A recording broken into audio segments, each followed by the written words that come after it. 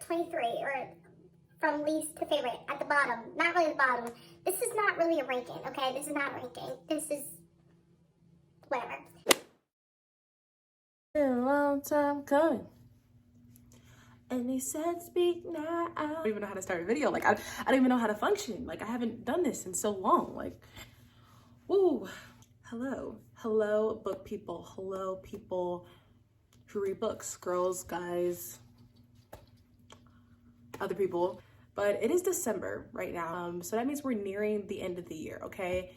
It's insane, but 2023 is about to come to an end, and 2024 is among us, okay? It's upon us. But yeah, we're gonna break down my top 23 reads of 2023. I feel like I've seen a lot of people do this. Some people have done like, oh, my top 15 books, oh, my top 20, my top 10, and I have seen a few people doing like the top 23. And I was like, yeah, that makes the most sense. Like, it is 2023. So yeah, that's basically what today is. Just a little disclaimer before we get into this. I did cheat a little bit. I'm a little bit of a cheater. I cheat to win. I do have like some duologies like squished into one, but that's just because I gave them the same rating. Like, if I did squeeze books into one, it's because they basically were just the same. So don't hate me. Yeah, before we get into this video, I just wanted to say, what am I saying? Please like, comment, subscribe, come back for more, and, you know, stick around if you want to hear about my top 23 of 2023. So first I have The Sweetest Oblivion. This book is by, I don't even know who this book is by. Jesus Christ. I'm not gonna look this up. I don't care. Anyways, we have The Sweetest Oblivion.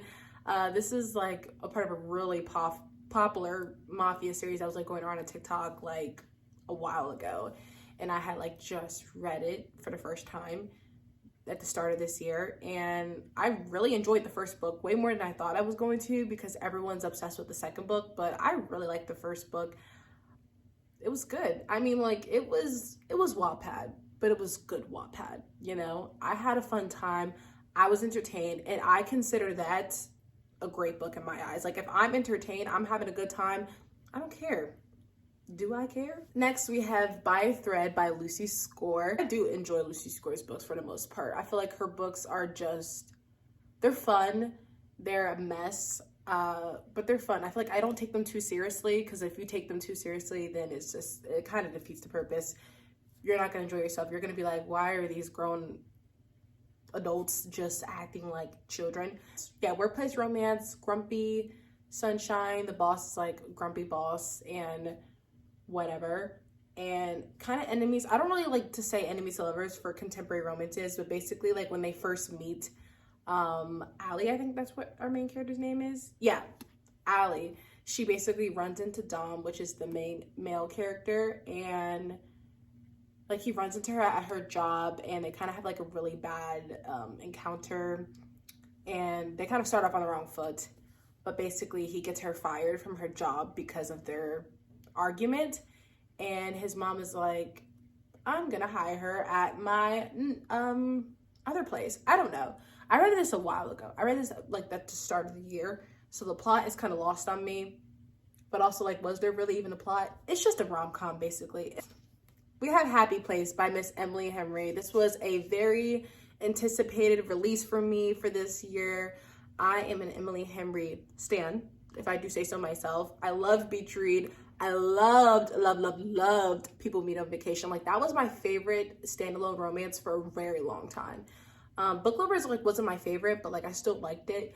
And then we have Happy Place, which this one also was not my favorite. I just think it's gonna be hard for her to top Beach Read and People Meet on Vacation for me, but I'm still gonna keep reading. This one follows Harriet and Wen, and they're basically like a part of this friend group. They're really close friends, and they are like engaged at this, no, they were engaged and then they broke up, but then they don't want to tell their friends. So like they're on this basically friend vacation with their whole group of friends, and they're basically pretending to still be together because, you know, they never told their friends that they broke up. So it's fake dating, that whole situation going on. But one of the main things I really loved about this book was the friend group. I liked how she incorporated other characters, and I really felt like you could feel their friendship. So I don't know. I think I like this book more for the friends and like the friend group and like their story than like the actual romance that was going on. Because if we're gonna be honest, the romance was not like my favorite Emily Henry romance. Like they weren't giving me like January and Gus vibes, you know? They were not giving me January and Gus. Then next we have For the Fans by Nyla K. This was a very surprising read that like blew me through a loop, but I thoroughly enjoyed it. I thoroughly enjoyed myself. Considering this book is humongous, I don't know how long it is, but I think it's like 600 pages. It's huge. I was super intimidated. I was like, hell no, I'm not reading that. I'm not reading it. But it was really good. It was Enemies to Lovers. It was Forbidden. If you know what I mean. It was a lot going on. If you're here on this channel, we're here to be inappropriate. Like that's what we're here to do. Like that's what we're here to accomplish. But anyways, this book is about step siblings. Yes, I said it. What are you doing, step bro? I can't put that in there. I can't put that in there. I'm gonna put that in there. I'm going to keep that in there. Okay, I'm going to keep that in there. But anyways, this book was really good. Read at your own discretion. Okay, reader's discretion is advised. Next, we have The Bully by Sophie Lark. This is the third book in her Kingsmaker series, which is basically a spinoff from her Brutal Birthright series. And it's like a second gen book, basically. And it follows the kids and parents. So it's like set in this college, but it's like specifically for kids in the mafia.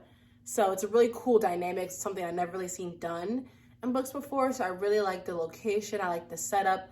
I like the lore. It was pretty good. It's like they were training to be like better kids, better people in the mafia. I don't know. There was like different sections with like spies. It was like enforcers. It was pretty, I like the concept. Then next we have The Kingdom of Flesh and Fire by Jennifer L. Armentrout. This was the second book in the From Blood and Ash series. And I'm still not done this series. I think I've only read the first 3, but this one was really good. This one really like made me start to like the series more because the first one was okay to me. I don't think it was like the best, but this second one was really, really, really good. If you haven't heard about From Blood and Ash, it's basically like a new adult fantasy romance. It's way more heavy on the romance than it is on the fantasy. Like if we're gonna be honest, I don't really half understand any of the fantasy elements that goes on in this book because I don't even think Jennifer L. Armentrout understands herself what she wrote for the fantasy elements. Like I don't think she even understands what she wrote because as this series goes on, you really start to just be like, what the hell are you talking about, Miss Girl? Like, what are you talking about? But I really like this one. I think I gave this book like 4.5 stars. I enjoyed myself, and these books are thick, babes. But I had a good time, so a win is a win. We have Mile High by Miss Liz Tomford. I really liked this one, and I didn't think I was going to. Hockey, sports romance. They're kind of enemies, kind of not. Like the main character, she like works with the team and she's a flight attendant and the dude is a hockey player and he's like a player, you know, so like that dynamic of like playboy turned, you know, protective boyfriend. Oh my god. Then we have Princess of Ash. It's like the second book in a like little trilogy that's also a part of a bigger series that's like 9 books. The premise of the whole entire series is basically that there are these dark college romances. They're super, super dark, and each trilogy gets darker, and it's like these 3 trilogies, so it's going to be 9 books total, and it follows, each trilogy follows a different set like of people, and it's like, so basically, okay, let me break it down to you. It's like these sorority houses, not sorority, it's like fraternities. So it's like the lords, the dukes, the princes, whatever. You break it up. And it's like 3 dudes, 1 girl each time. So it's reverse harem, reverse harem, reverse harem. I don't know if that made any freaking sense. But basically the books just get darker and darker and darker. And they're bully romances. They're super fun. They're super dark. They're super twisted. I'm warning you now. Don't read these books. Like, if you can't even read a Sophie Lark, babes, don't even touch these books. Caught Up by Miss Liz Tomford. I thoroughly loved this one. I loved it more than Mile High for sure. This one is also a sports romance, but it's with baseball instead of hockey because each book in the series follows a different sport. And this book is single parent, single dad, nanny trope. And I eat that trope up. I eat up any single parent trope. Like I'm a sucker for it. I don't know why, but I love it every time in a book. I seek it out at this point. I literally love a single parent romance. I didn't give it 5 stars. I thought it was gonna like be super, super assessed. It was just like something was a little bit missing, but it was good enough to make it to my top 23. So it's good enough for me. Then we have Tris 6 Venom or Trice 6 Venom. I don't really know how it's pronounced. Tris, Trice. This is like one of the Penelope Douglas books that I hadn't read yet, and it's one that I've been anticipating since I've purchased it. And let me just say, I'm so happy I read it. I loved it. The couple, Olivia and Clay, whatever. This is my first like sapphic romance, and I thoroughly enjoyed it. So like maybe I should read more. I don't know.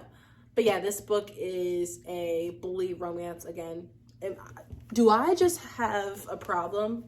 Do I just have a problem where I like bully romances? I don't freaking know. Maybe I do. But this one was just super fun. I think Penelope Douglas just knows how to write fun books. Like, do they have the best plot? Maybe not. Are the characters the best? Are they that morally correct? No. Probably not. Probably never. But it sure was entertaining. It's always going to be entertaining. I can always count on a Penelope Douglas book to just entertain my socks off, okay? They made me emo, okay? These two made me emo. Also, I'm looking at my tabs and they look gorgeous. I don't know. I love this book. It looks so pretty, and I made the tabs like color coded. Oh my God, so pretty. Up next on my list, I have God of Malice by Rena Kent. I would have put God of Wrath on here, but when I was looking at my book, I saw that I read God of Wrath in 2022. Because I read the Gods of Legacy series, or Legacies of Gods, whatever it's called. I read it out of order, so, you know. And it was just toxic and chaotic, but it was fun. It was so, so fun. And then we have The Ritual by Chantal Tessier. I had a great freaking time. And let me tell you, right, Archer? Right, Archer. He's crazy, but I love that. I love craziness in a fictional man. I love a crazy, obsessive, possessive, insane fictional man. Like I'm gonna eat it up every time, because in real life, that would scare me. That would terrify me. I would be calling the cops. But in a book, I'm eating it up. I'm eating it up. I'm salivating over it. I'm gorging on it. I'm feasting. 1% of You by, I think her name is Michelle Gross. I think. Do not quote me on that, but we have 1% of You. I've talked about this book like twice on my channel before because I love this book so much, and you'll literally understand why when I explain. It's a single mom romance. Yep, single parent. I eat up a single parent every time, but this is like my favorite single mom romance of all time. It's super short. It's like short and sweet, but it's so, so cute. I've read it twice now, and it's so good. It's so good.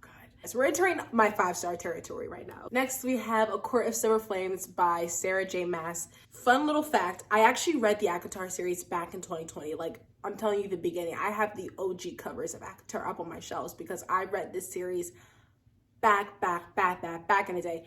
And I never thought I would get back into Sarah J. Maas. You know, I read ACOTAR and Throne of Glass, like in the very beginning. And I never thought I would get back into her. I never would have thought. Never would have thunk it. But I don't know, like, I think it's just her books are all over TikTok. Like, you cannot escape them.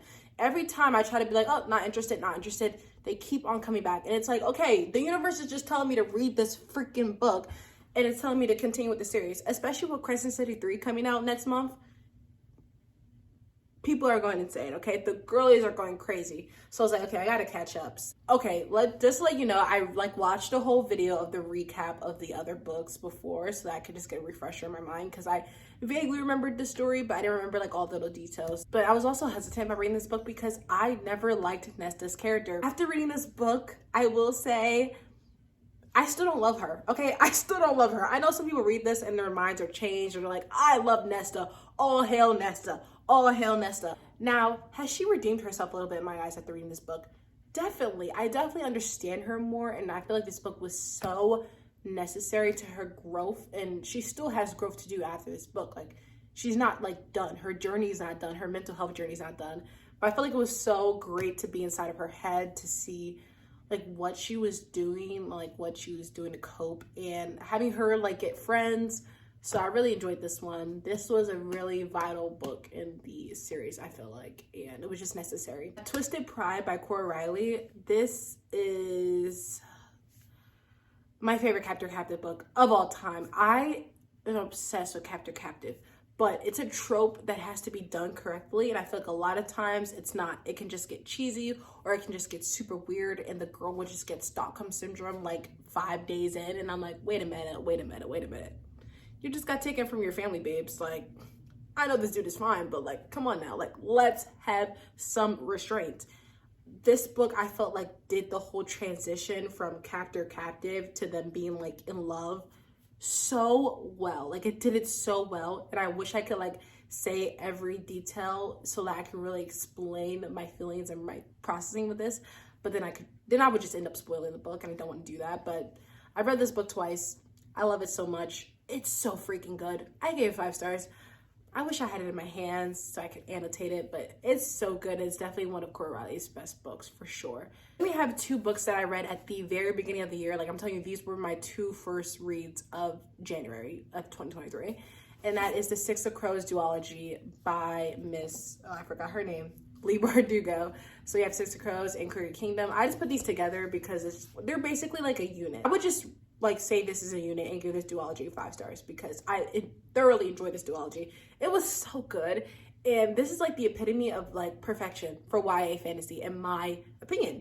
It's perfection. It's so good.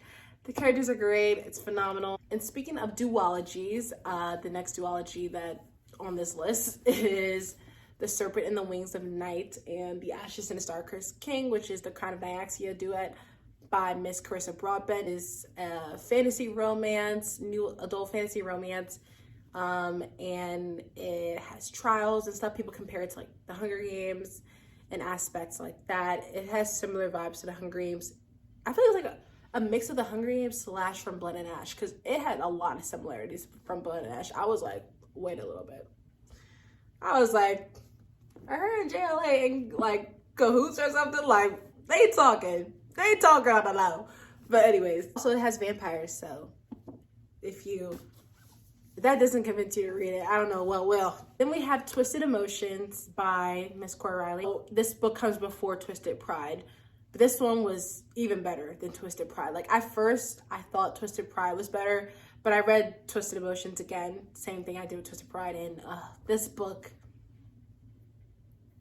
I'm sorry, Nino is like her best male main character ever. He was just perfect, and especially for a guy that like shows no emotions, like that's why it's called Twisted Emotions. Like, he shows no emotions. He's like the definition of a mafia man. Like, doesn't have emotions, super guarded up, super just like you're terrified of him. Like, he is a scary man, but the way he is just so soft and gentle and understanding and patient with Kiara, like, oh my god, beautiful. Like, she was just so traumatized, and it was arranged marriage, and he was just so patient with her. Their love story was just so beautiful, and it felt so real, and I feel like that's so rare in mafia books. Like, the love never feels like genuine and real. Their love felt genuine and real, so I thoroughly enjoyed myself. We have Final Offer by Miss Lauren Asher. I read this book in one sitting. It was so good. Blew through it, tabbed it up. So beautiful. This is the 3rd and final book in the Dreamland Billionaire series by her. And this book follows Alana and Cal. Yes. And they were like childhood friends, lovers. So it's like second chance. This book was really good. I really liked this one. I really like Cal's character more than I thought I was going to. And this other was my favorite book in the trilogy, which I didn't think I was gonna give it, because second chance, not my thing. Childhood friends, lovers is also not my favorite trope in the world, but she did it so well in this book. I thoroughly enjoyed myself. Then we have The Right Move by Liz Tomford, the 2nd book in the Windy City series, which has Mile High and Caught Up. And I gave this book 5 stars. Loved this book. Loved. This book was just great. It was fake dating. It was, yeah, like opposite track. Not really Grumpy Sunshine, but definitely opposites. I wouldn't really call Ryan grumpy, but like, he was definitely way more like mellow and closed off and kind of quiet and reserved compared to Indy, who was like more bubbly and upbeat. But they worked so well together, and the relationship was just perfection. We're at our top 3, guys. We're at our final 3, our top 3. These books, I couldn't even like really put them in order because I loved them all. but I also did put them in order. The order actually is super important, so I lied. Everything else, the order, I don't care. This order is like super, super important. Okay, we have Demon's Dream by L. Casey. This book, everybody was right. Everybody was right. Every time I saw people recommend this book on TikTok, I was like, oh, this book is so long. This book is like 800 pages. I was like, oh, hell no. 800 pages and it's a mafia romance. I'm like, there's no freaking way. There's no way you could get me to read an 800-page mafia romance. But I did it. And I finished this book in 2 days, babes. 2 days. I couldn't stop reading it. Even the parts that like cringed me out a little bit, I still was just so entertained. Like, there was not one moment where I felt like it dragged or I lost interest. Like, the entire book kept my intrigue. Like, basically her father just offers her up and she's just like, yeah, I gotta save my brother. Anything to save my brother. And she basically, like, this dude owns her for like 30 days. And that's their little arrangement. But there's also like a second love story going on with her sister and this other mafia guy. So there's two like romances happening at the same time. So you get like 4 different POVs. You get the main girl's POV and then the guy that she's with, and then the sister's POV and the guy that she's with. So it's so much going on. It's such a great moving story. It's fast paced, even though it's 800 pages, but like nothing feels insanely rushed and everything. The book is just so good, so good. We have the Zodiac Academy series. I just put this all together because like individually, like kind of the books just kind of morphed together into one for me. But I consider this series like a 5-star series in my head. Like, this series is great. I mean, it's a mess and it's kind of horrible a little bit because it's kind of trash. But it's the trashy mess that you just absolutely gorge on and you obsess over. And after you read it, you're kind of like, dang, my stomach is so full and I feel so horrible. And that probably was a bad idea. But you sure enjoyed yourself in the moment. And that's all that matters. You thoroughly enjoy yourself. And I thoroughly enjoyed myself reading this series.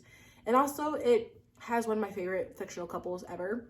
And some of my favorite fictional characters. So I had a great time. I will keep reading until it's finished because I need to know how their story is. And I need my babies to get a happily ever after. I will not allow anything less than that. They need to be happy. They need to be at peace. And the #1 spot goes to none other than my babies. Saving 6 and Redeeming 6. Don't mind me having 2 different copies. It still haunts me to this day. These books so much. And they're so big and thick. Pause. These 2 books follow Joey and Aoife, and they are the 3rd and 4th book in the Boys of Tommen series by Miss Chloe Walsh. It's set in high school, like early 2000s. I'm pretty sure it's like set early 2000s. At least the first book follows Johnny and Shannon, and it gives like, you know, shy girl, popular boy, that trope. Super cute. Those 2 books are super cute. These 2 books are a little bit more like in depth because we're following Joey and Aoife's story from like when they met in elementary school or middle school kind of till like them all the way throughout high school. So it's definitely like an evolution story. This one is definitely had more heavy hitting and more hard to read than the first 2 books. Even the first 2 books do have hard to read moments, trust me, because Shannon is in like an abusive home and Joey is her brother. So, but Joey is going through a lot. Okay, Joey is going through so much. But yeah, if you haven't read this series yet, please pick it up. Please pick it up. I don't know, just pick it up. Pick it up. I just feel like I'm opening up a book and I'm just like, I'm home. Like, I'm just with my favorite people and I'm just like being at home. Like, it doesn't feel like I'm reading a book. It feels like I'm turning on my favorite television show. It feels like I'm watching One Tree Hill. Like, these books, that's what they give me. These books give me One Tree Hill. And Chloe Walsh actually like writes in like One Tree Hill references because I'm pretty sure she watches the show. Those are my top 23 books of 2023. It was a fun year, kind of, for reading. Didn't really have like the most outstanding reads of my life, but honestly, I kind of enjoyed my reading experience more than I thought I did because clearly I had all these books to show you. But yeah, hopefully I read some more good reads before the end of the year, and hopefully 2024 includes a lot of more 5-star reads because I love giving books 5 stars. Thanks for watching this video. If you stuck around towards the end, Please like, comment, subscribe. Just like comment down below maybe your favorite book of 2023. What was your favorite or your top 5? I don't know. Anything that stood out to you. If you read one of the books on here, tell me your thoughts. You know, tell me what you're thinking. Tell me if you agree. Happy holidays, because it's holidays time. But yeah, hope you guys enjoyed. Come back for more, and I'll see you guys in the next video. Bye.